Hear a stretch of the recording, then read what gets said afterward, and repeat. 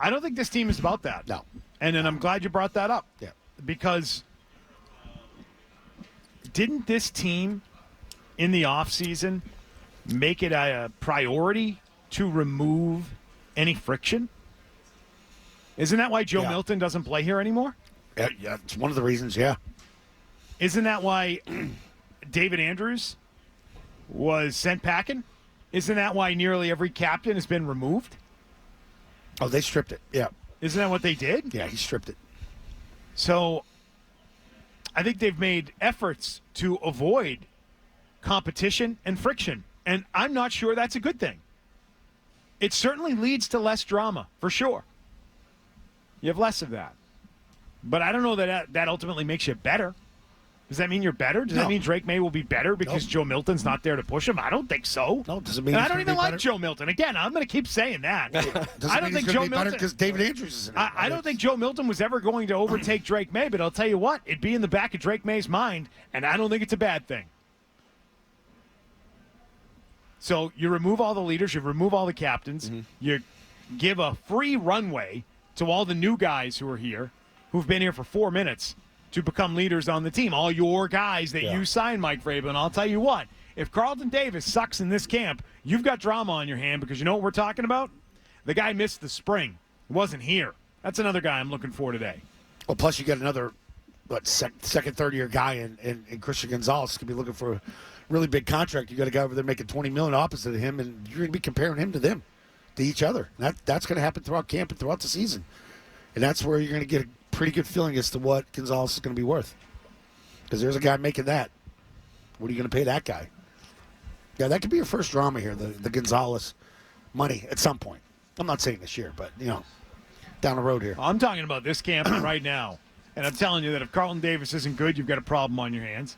If Stephon Diggs is at all disinterested in this team because he gets out there and it's maybe not as good as he thought it was, I don't know. You could have it. All I'm saying is right now, all things are quiet. Don't bank on that being the case through the end of August here.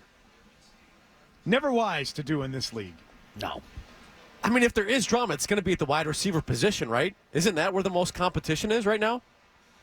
With the young players involved? I know from a talent perspective, yes, but you have guys fighting for jobs at that position.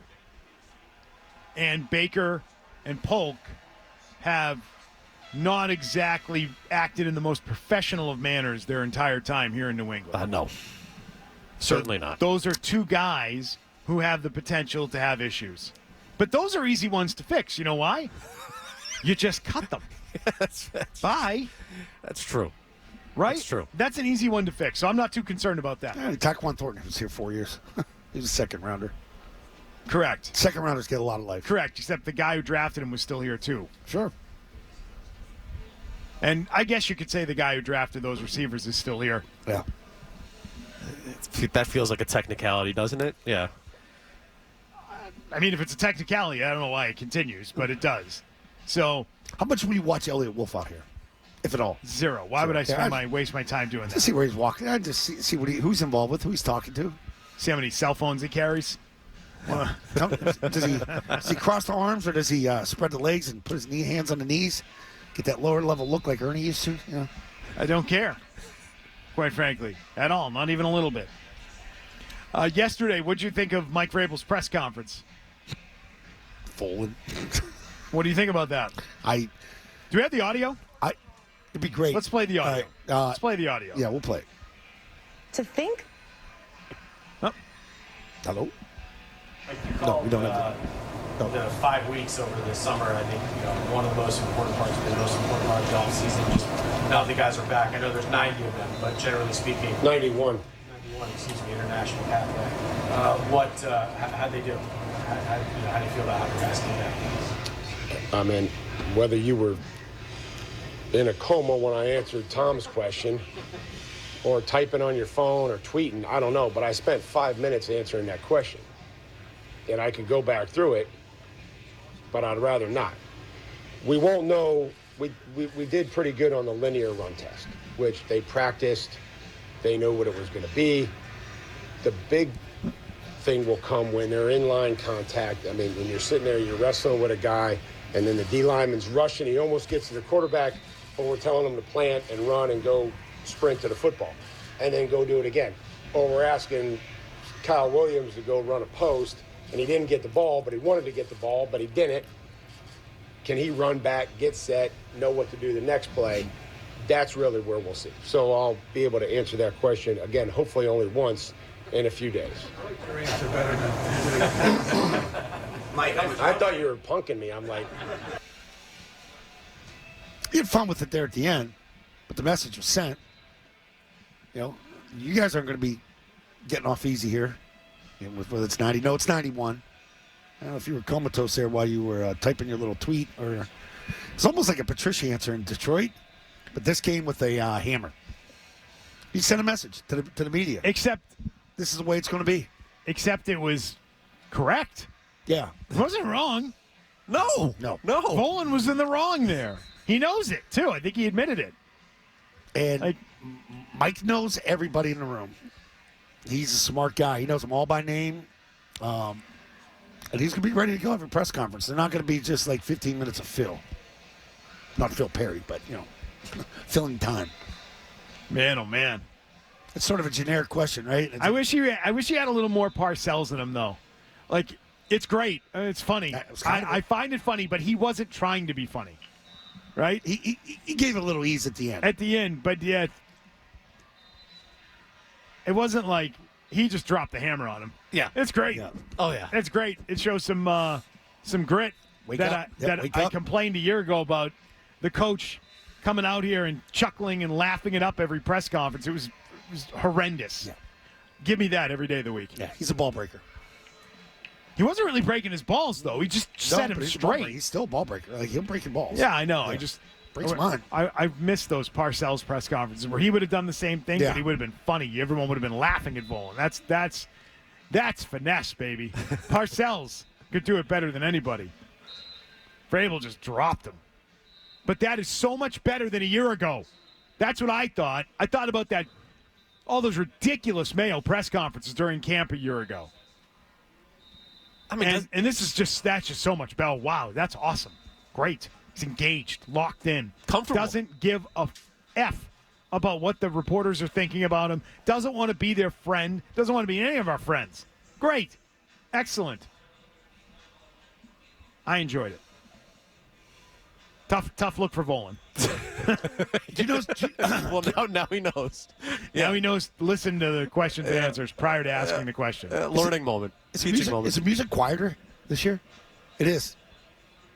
I don't think it is. Yeah, we usually can't hear ourselves. This is. Oh, maybe. Yeah. Yeah, it's a little softer, I guess. That says it. Yeah. Well, I mean, they're just stretching. Let's see what it goes to when they're trying to use noise in 2-minute drills. Let's see what it sounds like then. What do we think of the crowd today? I mean, this thought it'd be more. Yeah, but this is bigger than the day one last year for sure. I would agree. I can't remember what it was day one. I would say the aluminum bleachers are. I'm going to go 80% full. Yeah. 80 to 90, somewhere. Hillside's full. The hillside's full. 80% full. Yeah. 80% full. I heard from one staffer that there were people lined up here at 4 a.m. That feels aggressive. I don't understand why that would be the case. Yeah. I won't tell you the staffer's true thoughts. Those were off the record. Did they agree with that? The staffer was happy to see everyone, though, and greeted them warmly. I will tell you that.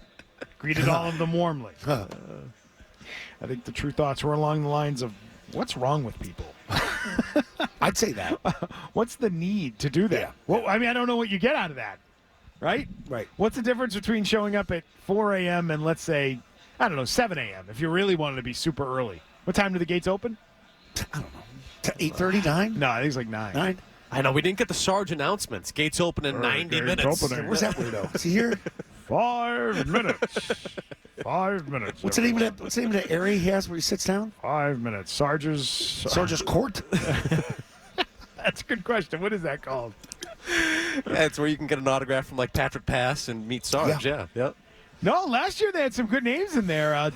Corey Dillon was there. Danny Amendola did it one day. Some good Pats alums. in the house. Clock killing Corey Dillon. Yeah. Looks great, by the way. Yeah. Looks really good. Let's talk more about position battles.